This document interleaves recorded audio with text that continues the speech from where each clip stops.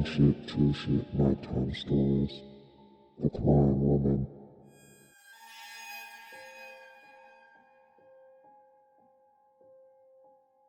I was 16 when this happened. I'm the only guy in the house with my younger sister and my mother. I was raised on horror movies and such, and have never been one to scare too easily. I've also never not believed in spirits, and am usually one to jump to paranormal conclusions rather than trying to explain an occurrence rationally. I had gone to bed early this night, around 9 p.m. I think. I had school the next day and usually got up around 5:30 in the morning so I would be able to make breakfast for myself and my younger sister before we had to leave. I woke up around midnight. I could hear a faint sound, like a woman crying. My mother had recently gone through a breakup, so I naturally assumed it was her. I thought nothing of it and turned over in my bed. I picked up my phone to message a few friends on Snapchat, some night owls that I knew would be awake, and talked with them for about half an hour.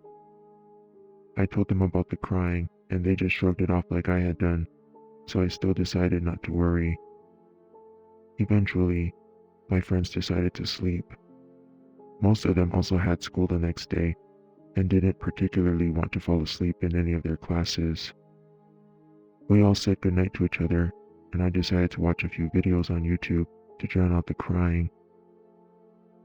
It wasn't long before the crying eventually grew louder. By around 1:30, it was right outside of my door. A woman was crying, practically screaming at this point, right outside of my bedroom door. That's when the scratching started.